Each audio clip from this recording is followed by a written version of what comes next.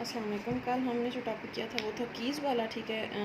उससे पहले हमने प्रॉपर्टीज़ पढ़ी, रिलेशन की व्यू पढ़े, और अब हमारा जो नेक्स्ट टॉपिक है वो कीज़ है। कीज़ का हमने जनरल सा इंट्रोडक्शन किया था कि हमारे पास ऐसे एट्रीब्यूट्स जो कि किसी भी टपल को या रो को यूनिकली आइडेंटिफाई कर रहे होते हैं, उनको हम की कहते हैं, ठीक है। तो अब हम इसके टाइप्स पे आते हैं। टाइप्स में सबसे पहले जो है वो हमारे पास प्राइमरी की है, ठीक है। सबसे पहली जो टाइप है प्राइमरी की, और सबसे इम्पॉर्टेंट, जो कि हर टेबल में आप बनाएंगे, ठीक है। कोई भी टेबल आप बनाते हैं, कोई भी रिलेशन बनाते हैं, तो उसमें ये प्राइमरी की लाजमी आपको बनानी पड़ेगी, ठीक है। प्राइमरी की वही डेफिनेशन है जो कि इसकी होती है, की होती है कि एट्रीब्यूट, वही देख लें कि एट्रीब्यूट और set of attribute that uniquely identify a row or record in a relation is known as primary key. कि ऐसे एट्रीब्यूट्स जो कि किसी भी रो को यूनिकली आइडेंटिफाई करेंगे। तो मेरे ख्याल से यूनिकली आइडेंटिफाई का मतलब मैंने आपको कल अच्छे तरीके से बता दिया था कि कोई भी टेबल है तो उसमें ऐसा एट्रीब्यूट, फॉर एग्ज़ाम्पल मेरे पास ये टेबल है, ठीक है।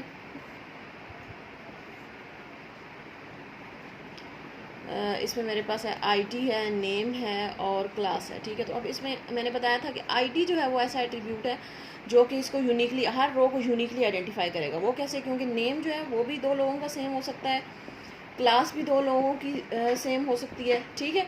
तो इस वजह से ये हमारे पास ऐसा एट्रीब्यूट है जो कि हर रो को, ये नहीं कि सिर्फ एक रो को, हर रो को, जैसे 1 है, अब पहली रो को आइडेंटिफाई कर रहा है, 2 दूसरी रो को कर रहा है, 3 तीसरी रो को, इसी तरह 4 5 6 7, तो वो हर रो को यूनिकली आइडेंटिफाई जो हमारे पास एट्रीब्यूट करता है उसको हम कहते हैं कि हमारे पास प्राइमरी की है, ठीक है। अच्छा, अब इसकी कुछ प्रॉपर्टीज़ होती हैं प्राइमरी की के, कुछ इंपॉर्टेंट पॉइंट्स होते हैं जो कि आपने प्राइमरी की बनाते हैं, और ये प्राइमरी की आप खुद बनाते हैं टेबल में, ठीक है। हम जो एट्रीब्यूट्स लिखते हैं ना टेबल के, जो कॉलम के नाम फील्ड लिखते हैं हम, जैसे मैंने आपको टेस्ट में भी क्वेश्चन दिया था कि 5 फील्ड्स और 5 रिकॉर्ड लिखें, ठीक है। तो वो 5 फील्ड फिर मैंने आपको लिखने का तरीका बताया टेस्ट के वो सोल्यूशन में, तो आप उस तरह से 5 फील्ड आपने बना ली। अब अगला यानी कि आप नेक्स्ट, जैसे फॉर एग्जांपल ये टेस्ट हो सकता है इस चैप्टर का, तो उसमें ये भी क्वेश्चन आ सकता है कि वो 5 फील्ड 5 रिकॉर्ड रखें, और उसमें से फिर प्राइमरी की बताएं कौन सी होगी, ठीक है। वो जो आपने 5 फील्ड्स बनाई हैं या एट्रीब्यूट्स बनाए हैं, उसमें से प्राइमरी की कौन सी होगी, ये आपने खुद से डिफाइन करना होता है, ठीक है। अच्छा, अब इसमें प्राइमरी की बनाने के लिए जो 3 पॉइंट्स हैं जो आपने लाजमी माइंड में रखने हैं, वो कौन कौन से होते हैं कि सबसे पहले a relation can have only 1 primary key, कि एक टेबल की हमेशा जो है वो हमारे पास एक ही प्राइमरी की होगी। अब जैसे मैंने इसमें कहा कि ये मेरे पास नेम आईडी है, ठीक है, तो मैं कहूँगी कि मेरे पास ओनली 1 प्राइमरी की। ये नहीं हो सकता कि मैं आईडी को भी प्राइमरी की बना दूं, नेम को भी प्राइमरी की। हाँ, ये हो सकता है मैं दोनों को मिला के एक ही प्राइमरी की बना दूं, वो हम आगे पढ़ेंगे, ठीक है। लेकिन हमारे पास फिलहाल आप इतना याद रखेंगे कि हमारे पास एक टेबल की सिर्फ एक प्राइमरी की होती है। दूसरा है each value in a primary की एट्रीब्यूट मस्ट बी यूनिक, ठीक है। ये तो है ही है, क्योंकि इस तरह इसके बगैर तो हम उसको प्राइमरी की बनाएंगे ही नहीं जब तक वो यूनिक नहीं होगा। यानी कि जितनी भी इसके अंदर वैल्यूज़ हैं, इस जो हमने प्राइमरी की बनाई है उसके अंदर जितनी भी वैल्यूज़ हैं वो यूनिक होनी चाहिए। ये नहीं है कि अब फॉर एग्जांपल 2 यहाँ पे भी लिखा हुआ है और अगला कोई रो है वहाँ पे भी 2 लिखा हुआ है, ये नहीं हो सकता, ठीक है। वो जो भी होगा हमारे पास, ये जिसको भी हम प्राइमरी की बनाएंगे उसके अंदर जो वैल्यूज़ होंगी वो यूनिक ही होंगी, इसके अलावा हम उसको प्राइमरी की बना ही नहीं सकते, ठीक है। तो दूसरी प्रॉपर्टी हमारे पास हो जाएगी यूनिक वैल्यू, ठीक है। और थर्ड है primary key can not contain null values, कि ऐसे नहीं हो सकता कि प्राइमरी की के अंदर आपने कोई नल वैल्यू छोड़ी हुई। यानी कि फॉर एग्जांपल मेरे पास ये टेबल था, ठीक है, यहाँ पे मैंने 1 2 यहाँ पे मैंने नेम लिखे हुए हैं ABC, और यहाँ पे मैंने फर्स्ट ईयर, ठीक है। तो ये नहीं हो सकता कि मैं यहाँ पे कुछ भी ना लिखूँ, खाली छोड़ दूँ। बाकी मैं ऐसे कर सकती हूँ कि मैं यहाँ पे कुछ भी ना लिखूँ, मैं इसको खाली छोड़ दूँ, ये मैं कर सकती हूँ। लेकिन जो प्राइमरी की होगी उसमें हम ऐसा नहीं कर सकते कि आप किसी भी एक वैल्यू को खाली छोड़ दें, हमें सारी वैल्यूज जो है फिल करनी पड़ेंगी, ठीक है। तो इस वजह से आप क्या करेंगे कि यहाँ पे हमेशा कोई ना कोई वैल्यू मौजूद होगी और वो यूनिक होगी, ठीक है। तो ये 3 प्रॉपर्टीज़ हैं। पहली प्रॉपर्टी तो ये है कि आप टेबल की हमेशा एक ही प्राइमरी की होगी। दूसरा है कि वो जो प्राइमरी की आप बनाएंगे वो हमेशा यूनिक एट्रीब्यूट्स, यूनिक वैल्यूज़ होनी चाहिए उसके अंदर, हर रो में यूनिक वैल्यू होनी चाहिए, ये नहीं है कि तो एक वैल्यू 2 दफ़ा आ रही हो, ठीक है। और थर्ड है कि primary key can not contain null values, कि इसमें हमारे पास कोई खाली जगह नहीं हो सकती, आपने हमेशा उसमें कुछ ना कुछ वैल्यू डालनी है, ठीक है। अच्छा, अब जैसे आपके बुक पे एग्जांपल दी हुई है कि relation student contain different attributes है, जैसे registration number, name and class, ठीक है। इन्होंने वही जो आईडी मैंने लिखा उसको रजिस्ट्रेशन नंबर कर दिया है। तो जो रजिस्ट्रेशन नंबर है वो हमारे पास यूनिकली आइडेंटिफाई कर रहा है इस टेबल को, उन्होंने रजिस्ट्रेशन नंबर को जो है वो प्राइमरी की बना दिया, ठीक है। दूसरी है हमारे पास कंपोजिट की या कॉनकैटिनेट की। अभी जैसे मैं आपको बता रही थी कि हमारे पास ये हो सकता है कि हम दो को मिला के एक बना दें, प्राइमरी की बना दें, तो ये वही वाली अब हमारे पास आती है सेकंड नंबर पे, कंपोजिट की या कॉनकैटिनेट की।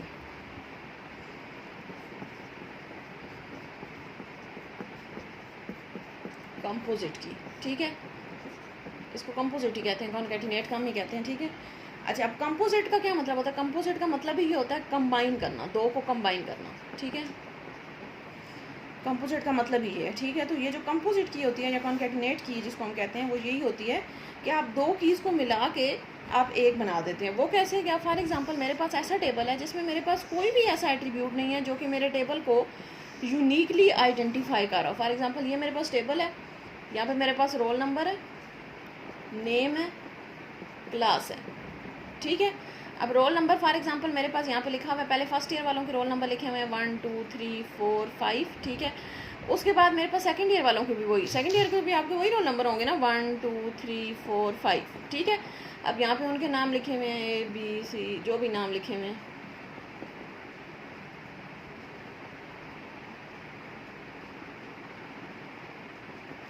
ठीक है। और आगे पहले जो है वो फॉर एग्जांपल पहले 5 के हम फर्स्ट ईयर कर देते हैं, दूसरे 5 के हम सेकंड ईयर कर देते हैं, ठीक है। यानी कि मेरे पास ऐसी सूरत हाल है कि मेरे पास आप देखें कोई भी एट्रीब्यूट ऐसा नहीं है जो कि रिपीट हो रहा। अब क्लास वाला तो बहुत दफ़ा रिपीट हो रहा है, फर्स्ट ईयर इतनी दफ़ा लिखा हुआ है, सेकंड इसको तो हम बना ही नहीं सकते। नेम वाले में भी देखें आप, दो लोगों के नाम ऐसे भी हो सकता है ना कि फर्स्ट ईयर में भी एक बंदे का नाम वही है, सेकंड ईयर में भी वही नाम है, हो सकता है। अब जैसे ए नाम यहाँ पे भी आ रहा है, यहाँ पे भी आ रहा है, बी यहाँ पे भी आ रहा है, यहाँ पे बी, सी यहाँ पे भी आ रहा है, डी यहाँ पे भी आ रहा है, ठीक है। तो दोनों में ABCD के नाम चल रहे हैं, ठीक हो गया। अब रोल नंबर देखिए, रोल नंबर भी, रोल नंबर 1 फर्स्ट ईयर में भी है, रोल नंबर 1 सेकंड ईयर में भी है, इसी तरह 2 3 4 5 फर्स्ट ईयर में भी आ रहे हैं, सेकंड ईयर में भी ऐसे होता है ना आपके, यानी कि फर्स्ट ईयर के भी वही रोल नंबर वहाँ से स्टार्ट होते हैं, 1 से और आगे जहाँ तक भी जाएंगे। इसी तरह सेकंड ईयर में जब आप जाएंगे तो सेकंड ईयर में भी आपके रोल नंबर वही 1 से स्टार्ट होंगे और आगे तक जाएंगे। तो अब हमारे पास ऐसा कोई भी एट्रीब्यूट नहीं है जो कि यूनिक है, ठीक है। तो ऐसी सूरत हाल में हमने प्राइमरी की लाजमी बनानी होती है, ठीक है। प्राइमरी की ऐसा नहीं होता कि कोई भी टेबल हो जिसमें प्राइमरी की ही ना हो, प्राइमरी की हमने लाजमी बनानी है। तो अब इस कंडीशन में जब आपके पास कोई एट्रीब्यूट यूनिक है ही नहीं, तो प्राइमरी की तो ये शर्त होती है कि उसमें लाजमी आपको एट्रीब्यूट यूनिक ही रखना पड़ता है, ठीक है, वरना तो वो प्राइमरी की रहेगी ही नहीं, ठीक है। तो ऐसी सूरत हाल में हम क्या करते हैं कि हम दो कीज़ को मिला के एक प्राइमरी की बना देते हैं, ठीक है। अब जैसे देखिए फॉर एग्जांपल मेरे पास ये रोल नंबर और नेम, इन दोनों को मिला के मैं प्राइमरी की बना, मैं कहती हूँ कि ये मेरे पास है कंपोजिट प्राइमरी की।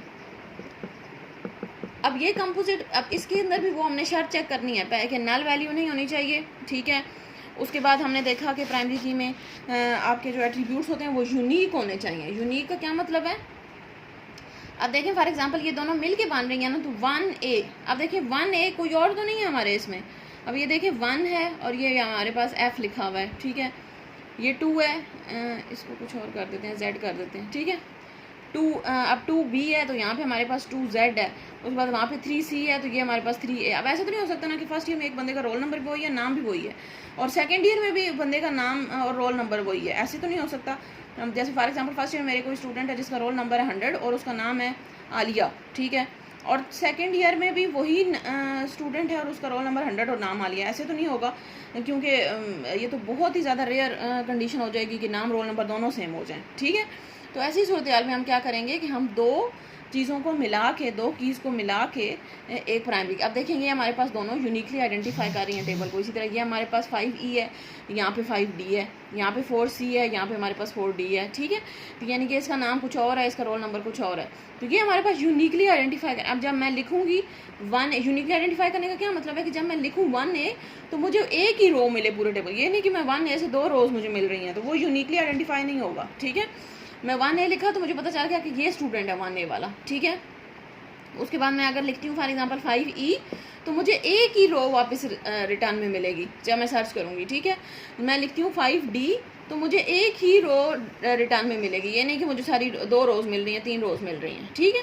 तो इसको हम कहते हैं कि यूनिकली आइडेंटिफाई कर। और थर्ड हमारे पास इसकी क्या शर्त थी कि एक ही प्राइमरी की होनी चाहिए, तो हमने दोनों को मिला के एक ही प्राइमरी की बनाई हुई है कंपाउंड। हमने ये नहीं कहा कि अलग अलग, ये अलग से प्राइमरी की है, अलग से, अलग अलग नहीं है, दोनों कंबाइन होके हमारे पास एक प्राइमरी की बना। अब जैसे देखिए मैं सर्च भी कर रही हूँ तो 1 और ए दोनों इकट्ठा लिख के, अगर मैं सिर्फ 1 लिखूंगी तो वो मेरे पास यूनिकली आइडेंटिफाई नहीं होगा। 1 से ये भी रो आ जाएगी, ये भी रो आ जाएगी। या सिर्फ ए लिखूंगी तो वो भी यूनिकली आइडेंटिफाई नहीं है, वो यहाँ से ये रो भी आ जाएगी, ये रो भी आ जाएगी, ठीक है। तो दोनों जब कंबाइन होंगे तो वो यूनिकली आइडेंटिफाई कर रहे हैं हमारे टेबल को। तो इस वजह से हम कहेंगे हमारे पास कंपोजिट प्राइमरी की। और इसकी डेफिनेशन क्या है? प्राइमरी की दैट कंसिस्ट ऑफ 2 और मोर एट्रीब्यूट। जरूरी नहीं है कि 2 ही हों, अगर 2 भी नहीं है हमारे पास ऐसे कि जो यूनिकली आइडेंटिफाई करें, तो हम 3 को भी बना सकते हैं, ठीक है, 4 को भी बना सकते हैं इकट्ठा करके, ठीक है।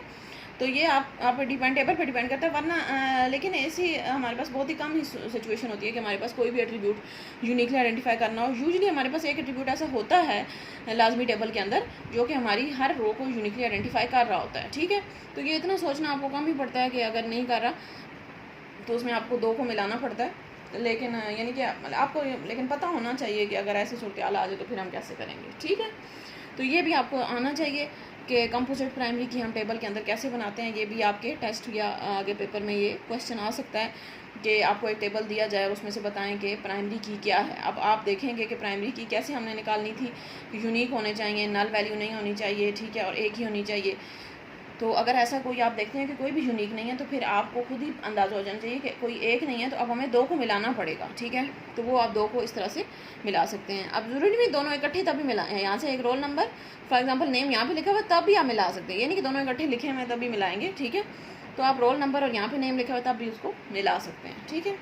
अब देखिए रोल नंबर और क्लास हम नहीं मिला सकते, क्यों? क्योंकि मैं लिखती हूँ 1 फर्स्ट ईयर या इस तरह से कर लें, या हाँ ये भी कर ही सकते हैं, लेकिन इसमें इतना ज़्यादा जो है वो नहीं होगा, क्योंकि ऐसे हो सकता है कि एक बंदे का रोल नंबर भी वही है और क्लास वही है, फिर दूसरे बंदे के रोल नंबर क्लास वही है, तो उसको भी आप कर सकते हैं। लेकिन फ़िलहाल इसको रहने देते हैं। नेम और रोल नंबर जो है वो ज़्यादा एक्यूरेट लग रहा है कि ऐसा नहीं हो सकता, ये बहुत कम पॉसिबिलिटी होगी कि एक बंदे का नाम भी वही हो और रोल नंबर भी वही हो, फर्स्ट ईयर में भी और सेकंड ईयर में भी वही नाम और रोल नंबर की एक लड़की हो। ऐसे बहुत जो है वो हमारे पास कम सिचुएशन होती है, ठीक है।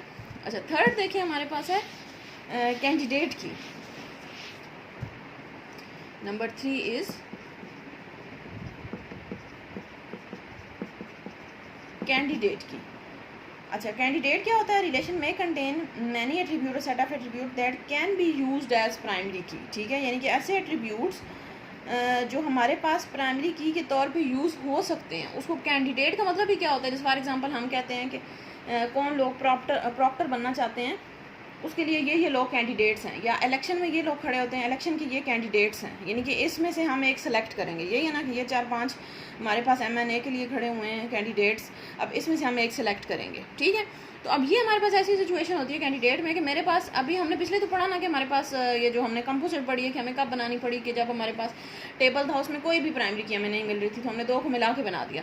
तो ये हमारे पास ऐसी सिचुएशन है कि फॉर एग्जांपल मेरे पास यहाँ पे एक रोल नंबर की है, एक मेरे पास रजिस्ट्रेशन नंबर की है, एक मेरे पास नेम की है और एक क्लास की है। अब रोल नंबर भी मेरे पास यूनिक लिखा हुआ है, रजिस्ट्रेशन नंबर भी मेरे पास जो है वो यूनिक लिखा हुआ है,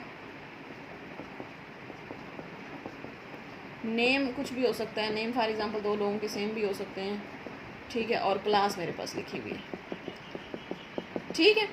अब ये मेरे पास इसकी फील्ड्स बन गई और ये मेरे पास इसके रिकॉर्ड्स हो गए, ठीक है। फील्ड्स और रिकॉर्ड्स का डिफरेंस अब सबको क्लियर होना चाहिए, ठीक है। अब देखिए मेरे पास रोल नंबर भी ऐसी की है जिसको मैं प्राइमरी की बना सकती हूँ, ऐसा ही है ना। रोल नंबर भी यूनिक है, 1 2 3 4 5 6 है, ये भी सारी प्राइमरी की वाले पॉइंट्स पूरे कर रहा है कि नल भी नहीं है और यूनिक भी है। इसी तरह रजिस्ट्रेशन नंबर भी मेरे पास सारे पॉइंट्स पूरे कर रहा है, ये भी मेरे पास यूनिक है, 101 है, 102 103 104 105, ठीक है, ये 100 है, ठीक है। तो ये भी मेरे पास सारे जो है वो पॉइंट्स पूरे कर रहे हैं, सही है। तो अब मैं रोल नंबर को भी बना सकती हूँ और रजिस्ट्रेशन नंबर को, यानी कि मेरे पास 2 कैंडिडेट्स हैं प्राइमरी की बनने के लिए। मेरे पास रोल नंबर भी सारी कंडीशंस पूरी कर रहा है और रजिस्ट्रेशन नंबर भी सारी कंडीशंस पूरी कर रहा है। तो ऐसी सूरत हाल में हम क्या करते हैं कि हम दोनों में से, अब हमारी मर्जी है कि हम या रोल नंबर को बनाएं या रजिस्ट्रेशन नंबर को बनाएंगे। मैं फॉर एग्जाम्पल मैं कहती हूँ कि रोल नंबर मेरे पास प्राइमरी की है, ठीक है, मैंने बना दिया खुद से, क्योंकि मर्जी होती है ना। अब बस दोनों कंडीशन पूरी कर रहे हैं तो आप दोनों में से किसी को भी बना सकते हैं, तो मैंने रोल नंबर को बना दिया, ठीक है। तो मैं क्या अब जो रजिस्ट्रेशन नंबर है ये मेरे पास क्या बन जाएगी, कैंडिडेट की, यानी कि जो रह जाएंगी उसको हम कहेंगे कि ये कैंडिडेट की है, यानी कि ऐसी की।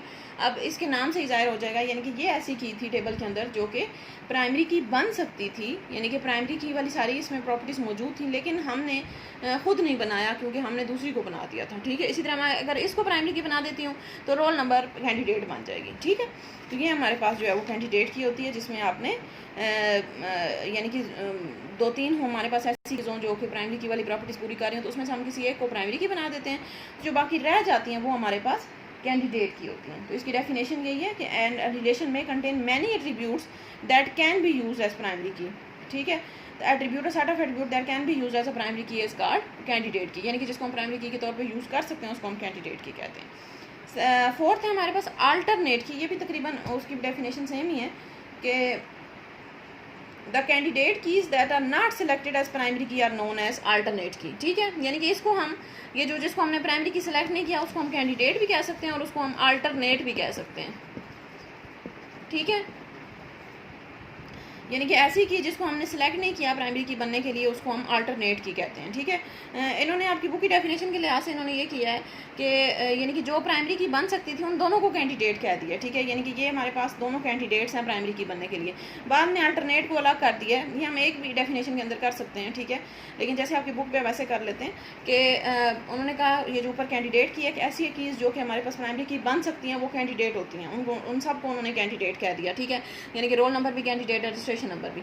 उसके बाद जब हमने बना दिया किसी एक को, for example roll number primary की बना दिया, तो जो रह जाएगी वो हमारे पास अल्टरनेट की बन जाएगी। ठीक हो गया, तो उसको हम क्या कहेंगे अल्टरनेट, यानी कि ऐसी की जिसको हमने प्राइमरी की के तौर पे चूज़ नहीं किया वो हमारे पास क्या बन जाएगी अल्टरनेट। अल्टरनेट का मतलब ये होता है कि जो सेकंड ऑप्शन है हमारे पास, यानी कि अगर ये नहीं तो हम दूसरी, जैसे इन्होंने आपकी बुक पे एग्जांपल में रजिस्ट्रेशन नंबर को प्राइमरी की कर दिया, रोल नंबर को अल्टरनेट की कर दिया। ठीक है, समझ आइए चीज़, दोनों में डिफरेंस। कैंडिडेट की हमारे पास वो सारी कीज़ जो कि प्राइमरी बन सकती थी सबको कैंडिडेट कह दिया, तो वो हमारे पास जो कैंडिडेट बन जाएगी, और जो अल्टरनेट होगी उसमें हमारे पास क्या है कि ऐसी की जिसको हमने उनमें से किसी को प्राइमरी की बना दिया तो जो रह जाएगी वो हमारे पास अल्टरनेट बन जाएगी। ठीक है, तो इसकी डेफिनेशन ये पहली लाइन आ जाएगी, candidate key that are not selected as primary key, जिसको हमने प्राइमरी की के तौर पे सिलेक्ट नहीं किया उसको हम अल्टरनेट की कहेंगे। ठीक है, अच्छा फिफ्थ है हमारे पास फॉरेन की, बल्कि फॉरेन से पहले हम आगे 6 वाली कर लेते हैं, सेकेंडरी की। ये थोड़ी ज़्यादा आसान है। सेकेंडरी की, सेकेंडरी होती है attribute set of attribute that is basis for retrieval is known as secondary key. ठीक है, यानी कि ऐसी इसकी डेफिनेशन तो चले अब यही कर लें कि बेसिस फॉर रिट्रीवल, यानी कि आप उसको डाटा को रिट्रीव करने के लिए, डाटा को हासिल करने के लिए करते हैं सेकेंडरी की। इसको समझाती मैं आपको इस तरह से हूँ कि हमारे पास ये मेरे पास कीज़ हैं। ठीक है, ये मेरे पास रोल नंबर बन गई प्राइमरी की, ये मेरे पास रजिस्ट्रेशन नंबर बन गई अल्टरनेट की। तो अब ये जो रह गई हैं मेरे पास, यानी कि ऐसी कीज़ जो कि और किसी पर्पज़ के ना वो प्राइमरी है ना वो सेकेंडरी है ना वो कैंडिडेट सॉरी सेकेंडरी नहीं, ऐसी कीज़ जिनको हमने प्राइमरी भी नहीं बनाया, कैंडिडेट भी नहीं है, वो अल्टरनेट भी नहीं है, तो उनको हम कहते हैं सेकेंडरी कीज़। यानी कि जो रह जाती है ना टेबल के अंदर, प्राइमरी और सेकेंडरी का पता ना आपको, प्राइमरी वो होगा जो मेन चीज़ होती है और सेकेंडरी जो हमारे पास जो है वो जिनको हम सेकंड ऑप्शन के तौर पे रखते हैं। ठीक है, तो ये मेरे पास जो है वो यानी कि नेम और क्लास दोनों सेकेंडरी। इसी तरह और भी कोई होता है, फॉर एग्जांपल यहाँ पे फ़ोन नंबर होता, एड्रेस होता, तो हम वो कहते हैं कि हम ये बाकी जितनी भी रह गई हैं टेबल के अंदर वो सारी क्या है सेकेंडरी कीज़ हैं। ठीक है, तो ये लिखा हुआ है सेकेंडरी कीज़ कैन भी नॉन यूनिक एट्रीब्यूट, यानी कि इनका यूनिक होना जरूरी नहीं है, इन पर कोई ऐसी प्रॉपर्टी लागू नहीं होती। ठीक है, वन सेकेंडरी की may refer to many records, for example attribute address in a student table can be used in display the address who live in particular city। ठीक है, यानी कि फॉर एग्जांपल अब जैसे नेम है, 2 लोगों का नाम सेम भी हो सकता है, क्लास है 2 लोगों की सेम है। ठीक है, तो ये हमारे पास इसमें ऐसी कोई शर्त नहीं होती, आपको सिर्फ ये पता होना चाहिए, यानी कि जो प्राइमरी की या अल्टरनेट या कैंडिडेट के अलावा जो हमारे पास कीज़ रह जाती हैं टेबल के अंदर उनको हम सेकेंडरी कीज़ कहते हैं। ठीक है, तो आप इसकी डेफिनेशन यहाँ से बेशक अच्छी तरीके से याद कर लें। Set of attribute that is basis for retrieval is known as secondary key, यानी कि डाटा को रिट्रीव करने के लिए जो यूज़ होती है उसको हम सेकेंडरी की कहते हैं, और ये हमारे पास नॉन यूनिक एट्रीब्यूट्स होते हैं। ठीक हो गया, अच्छा सेवंथ भी कर लेते हैं, सॉर्ट या कंट्रोल की।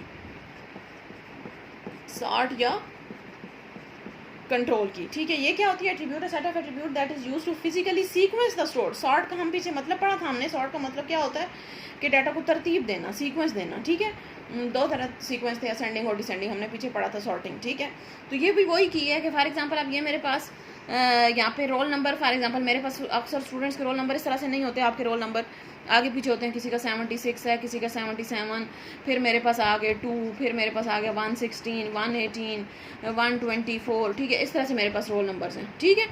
तो मैंने इनको तरतीब देना है, मैंने इनको सॉर्ट करना है, तो मैं क्या करूँगी, एक पीछे एक और की लगा दूँगी, इसका नाम फॉर एग्जांपल आप सॉर्ट ही रख दें या कुछ भी रख दें, ठीक है। तो इसमें मैं जो है 1 2 3 4 5 6 यानी कि सिर्फ उनको तरतीब देने के लिए मैं एक की बना देती हूँ, यानी कि आप डाटा को सीक्वेंस करने के लिए, डाटा को तरतीब देने के लिए एक की आप पीछे लगा देते हैं, उसको हम सॉर्ट या कंट्रोल की कहते हैं, ठीक है। तो इसकी डेफिनेशन क्या हो जाएगी, एट्रीब्यूट और set of attribute that is used to physically sequence the stored records, यानी कि आप डाटा को सीक्वेंस करने के लिए, डाटा की तरतीब देने के लिए एक जो की बना देते हैं। यानी कि अगर आपके डाटाबेस में ऐसी कोई टेबल के अंदर ऐसी कोई की नहीं है जो कि तरतीब दे रही है, तो आप खुद से एक पीछे लगा देंगे जो कि हमारे डाटाबेस को तरतीब दे रही है। आईडी हम इसको कह देंगे या सॉर्ट की या कुछ भी आप इसका नाम रख सकते हैं। तो वो हमारे पास 1 2 3 4 5 6 7, या आप दूसरे डिसेंडिंग ऑर्डर में भी कर सकते हैं, 10 से स्टार्ट कर दें, या जहाँ से आपके स्टार्ट होने, ज़रूरी ज़्यादातर हम 1 से ही स्टार्ट करते हैं, ठीक है, यानी कि असेंडिंग ऑर्डर में सॉर्ट करते हैं, ठीक हो गया। अच्छा, अब आ जाते हैं फॉरेन की पे। जो हमारे पास लास्ट रह गई है वो है हमारे पास फॉरेन की, ठीक है। फॉरेन की हमारे पास क्या होती है, ये foreign key is an attribute और set of attribute in a relation whose values match a primary key in N other relation. कि अगर मैंने दो टेबल्स को आपस में जोड़ना है, दो टेबल्स को मैंने कनेक्ट करना है, ठीक है। फॉर एग्जांपल एक डाटाबेस में हमने पीछे पढ़ा है कि डाटाबेस का असल पर्पस ये है, असल इसका फ़ायदा ये है कि इसमें आपके जो रिकॉर्ड्स होते हैं वो एक दूसरे के साथ कनेक्टेड होते हैं, ठीक है। जो टेबल्स होते हैं वो इंडिपेंडेंट नहीं होंगे, वो एक दूसरे के साथ कनेक्टेड होते हैं, ठीक है। कि हमने एक जगह से कोई चीज़ स्टोर की हुई है, तो हम उसको, जरूरी नहीं है कि हम उसको दूसरी जगह स्टोर करें, हम वहीं से उसको एक्सेस कर सकते हैं, ठीक है। तो अब वो एक्सेस करने का फ़ायदा क्या होगा, कैसे हम उसको एक्सेस कर सकते हैं कि हम टेबल्स को आपस में कनेक्ट कर देते हैं, ठीक है। और टेबल्स को कनेक्ट करने के लिए हमारे पास यूज़ होती है फॉरेन की, ठीक है। अब ये आपकी जो लाइन लिखी हुई है, ये भी यही लिखी हुई है कि आपकी foreign key is a set of attributes in a relation whose values match a primary key in another relation। यानी कि वो जो हम टेबल्स को कनेक्ट करते हैं वो हम किस तरह से करते हैं। फॉर एग्जांपल ये आपकी जैसे बुक पे एग्जांपल दी हुई है, रोल नंबर है, नेम है और एड्रेस है, ये मेरे पास कीज़ हैं, रोल नंबर, नेम और एड्रेस। और यहाँ पे है मेरे पास रोल नंबर, सब्जेक्ट और मार्क्स, ये दो टेबल है मेरे पास, सब्जेक्ट और मार्क्स, ठीक है। तो अब देखिए मेरे पास यहाँ पे रोल नंबर वाली अपनी वैल्यूज़ आ जाएंगी 1 2 3, नेम कुछ भी लिखा होगा, एड्रेस कुछ भी लिखा हुआ है, और मेरे पास यहाँ पे सब्जेक्ट लिखे हुए हैं, फॉर एग्जांपल इंग्लिश है, मैथ्स है, कंप्यूटर है, जो भी सब्जेक्ट्स हैं, ठीक है। यहाँ पे मार्क्स लिखे हुए हैं। तो अब मैं क्या करूँगी कि अब जैसे फॉर एग्जांपल रोल नंबर जो है वो हमारे पास इस टेबल में भी है और इस टेबल में भी है, ठीक है। तो ये रोल नंबर हमारे पास, यानी कि वही वाले रोल नंबर है, 1, यहाँ पे 1 फिर आ गया, फॉर एग्जांपल 2 है, 2 दो दफ़ा लिखा हुआ, 3। तो हम अभी प्राइमरी की बात नहीं कर रहे, ठीक है। तो ये हमारे पास इस टेबल में रोल नंबर, यानी कि ऐसी की जो कि एक टेबल में प्राइमरी की होती है और दूसरे टेबल के साथ उसको हम कनेक्ट करने के लिए यूज़ करते हैं। अब देखिए ये वाली चीज़ यहाँ पे भी मौजूद है, यहाँ पे मौजूद है, बेशक वो किसी भी फॉर्म में मौजूद है, लेकिन वैल्यूज़ तो वही है ना, 1 2 3। यहाँ पे बेशक 2 दफ़ा लिखी हुई है, यहाँ पे 2 दफ़ा, यहाँ पे 2 दफ़ा लिखी हुई है, ठीक है। तो ऐसी की है ये हमारे पास जो कि एक टेबल से दूसरे टेबल को कनेक्ट करने के लिए यूज़ हो रही है। तो इसको हम कहेंगे फॉरेन की। फॉरेन का मतलब यह है कि ये दूसरे टेबल से आई हुई है, इस टेबल की नहीं है, ठीक है। फॉरेन का ये मतलब होता है बाहर से आया हुआ, ठीक है। तो हम इसको यही कहेंगे, जैसे फॉरेन कंट्री आप कहते हैं फॉरेन कंट्री से आया, तो इसका मतलब है बाहर किसी दूसरे मुल्क से आया, यानी इस मुल्क का नहीं है, ठीक है। तो ये हमारे पास, इसको भी हम ये कहेंगे कि ये रोल नंबर जो है हमारे पास इस टेबल की अपनी की नहीं है, बल्कि हमने किस लिए, इन दोनों टेबल्स को कनेक्ट करने के लिए हम इस टेबल को, इस की को यहाँ पे ले आए हैं, ठीक है। तो ये हमारे पास रोल नंबर क्या बन जाएगी, फॉरेन की। और ये किस लिए यूज़ होती है, दो टेबल्स को आपस में रिलेशन बनाने के लिए या कनेक्ट करने के लिए यूज़ होती है, ठीक है। और इसमें एक और भी चीज़ होती है कि जिस टेबल से हम की लेके आते हैं उसको हम कहते हैं पेरेंट टेबल, और जिसमें हम लेके आते हैं जो छोटा टेबल होता है, जिसमें वो नहीं थी, हम जिसमें लेके आए, वो हमारे पास क्या बन जाता है, चाइल्ड टेबल बन जाता है, ठीक है। तो क्या होती है फॉरेन की, जो कि हमारे पास ये जो आपकी पहली लाइन लिखी हुई है, a foreign key in attribute or set of attribute in a relation whose values match a primary key in another relation। यानी कि जिसकी वैल्यू हम जो है वो प्राइमरी की जो कि दूसरे रिलेशन के साथ मैच करते हैं वो हमारे पास फॉरेन की बन जाती है। और इसको हम जिसमें लेके आते हैं वो चाइल्ड या डिपेंडेंट टेबल होता है, और जो दूसरा टेबल होता है जहाँ से आ रही होती है वो हमारे पास जो है वो पेरेंट टेबल हो जाता है, ठीक है। और एक से ज़्यादा फॉरेन की भी हो सकती हैं, यानी कि जरूरी नहीं है कि मैं सिर्फ एक ही की को लेके आऊँ एक टेबल से दूसरे टेबल में, एक से ज़्यादा को भी आप लेके आ सकते हैं, और डिपेंड करता है कि आपको कितनी चाहिए, ठीक है। तो हमारे पास जो है फॉरेन की बन जाएगी। ठीक हो गया। तो ये हमारे पास जो है वो कीज़ का टॉपिक और बहुत इंपॉर्टेंट है, पेपर में लाजमी आता होता है, लॉन्ग क्वेश्चन के तौर पे भी आता है कि आप टाइप्स ऑफ कीज़ लिखें तो आपको ये साथ के साथ लिखनी पड़ेंगी, या ऐसे भी हो सकता है कि शॉर्ट में बीच में कुछ एक कहा जाए कि प्राइमरी की डेफिनेशन लिखें या सेकेंडरी की डेफिनेशन लिखें या डिफाइन कैंडिडेट की, कुछ भी आ सकता है। तो ये लाजमी आता है इसमें से कुछ ना कुछ एक दो क्वेश्चन। ठीक है, तो ये आपने अच्छे तरीके से इस टॉपिक को प्रिपेयर करना है। ठीक हो गया। चलिए नेक्स्ट अब जो हमारा थोड़ा सा रह गया चैप्टर, ये हम कल के लेक्चर में इंशाल्लाह इसको कंप्लीट करेंगे चैप्टर को, और फिर आप इस चैप्टर का टेस्ट देंगे। ठीक है जी, थैंक यू।